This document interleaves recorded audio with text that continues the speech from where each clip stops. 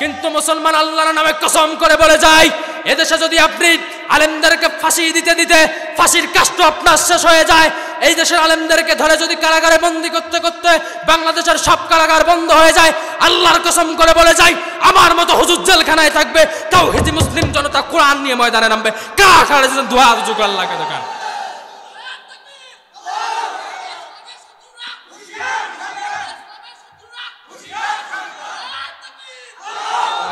বেটা আমার ভাই মার খায় ফিলিস্তিনে, শুধু ফিলিস্তিনে নয়, পাশের দেশ ভারতে মুসলমান মার খায়, বাংলার জমিনে পর্যন্ত আলেম ওলামা মার খায়। পরিমোহিনীর মতো ন্যাংটা মহিলা জেলে থেকে হাতে মেহেদি দিয়ে বাইর হয়, আর মামুনুল হকের মতো যুগশ্রেষ্ঠ আলেমেরা ইয়ং জেনারেশন জেলে ঢোকে আর বৃদ্ধ মানুষ হয়ে বাইর হয়ে আসে। কথা কয় না, কথা কয় না। রফিকুল ইসলামের মতো ছোট্ট একজন মানুষ কোরআনের কথা বলেছে, কি এমন অপরাধ করেছে আহামরি, এই মানুষটাকে আপনারা বেড়ি পরিয়ে ঘুরান। অথচ বড় বড় জালিমেরা সব রাস্তায়। কথা কয় না। তার মানে বুঝতে হবে আপনি ফিরআউনের বংশধর। কথা কয় না, কথা আমার নয়, কথা আল্লাহ বলেছে কোরআন থেকে, আমি সেটাই শোনাচ্ছি। ইন্না ফিরআউনা আলা ফিল আরদি ওয়া জাআলা আহলাহা শিয়াআন ইয়াস্তাদঈফু তাঈফাতাম মিনহুম ওয়া ইউযাব্বিহু আবনাআহুম ওয়া ইয়াস্তাহয়ী নিসাআহুম। একটু জোরে বলুন তো আল্লাহু আকবার।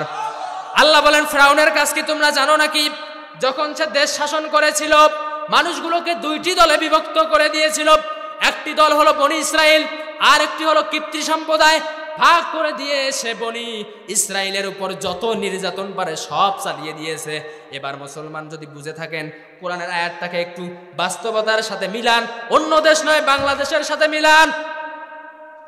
হুজুর ধরো জেলখানায় ঢুকাও, কথা কয় না।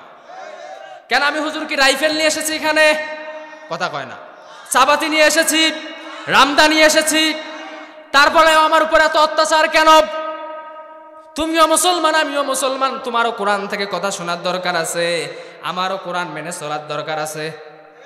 সেই কোরআনের কথা যদি তোমার সহ্য না হয়, বুঝতে হবে তোমার চরিত্রের সমস্যা আছে। তখনকার ফিরআউন ৮০,০০০ বনি ইসরাইলের সন্তানকে হত্যা করেছে মুসা আলাইহিস সালামকে হত্যা করার জন্য, যেন মুসাকে হত্যা করার মধ্য দিয়ে পৃথিবীর থেকে ইসলামকে চিরতরে মুছে দেয়া যায়। আর বর্তমান জামানার ফিরআউনও হুজুর মারা শুরু করেছে, যেন হুজুর মেরে দিয়ে দেশ থেকে ইসলাম সরিয়ে দেয়া যায়।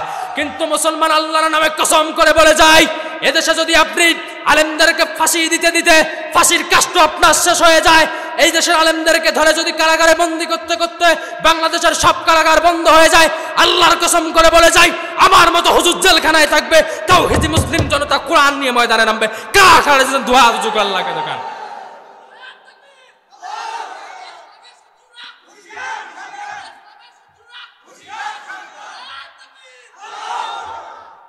সম্মানিত হাজিরিন, তালা বলে হুজুর আপনি কেন রাজনীতি করবেন?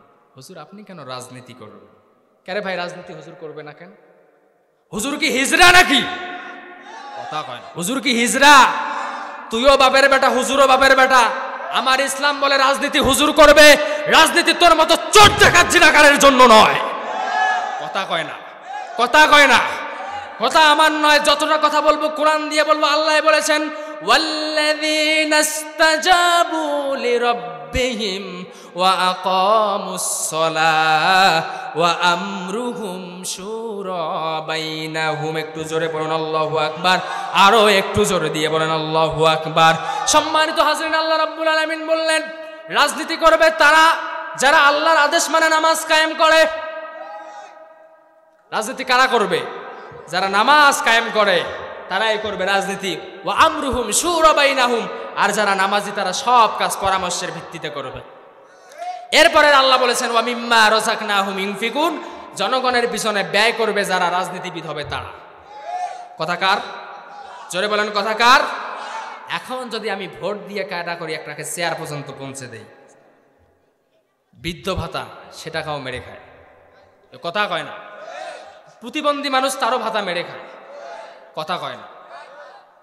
অথচ আল্লাহ বলেছে কি ওয়া মিম্মা রাযাকনাহুম ইউনফিকুন, তোমার দায়িত্ব হলো জনগণের সম্পদ জনগণের কাছে বুঝিয়ে দেয়া। হ্যাঁ, এটাই মৌলিক অধিকার।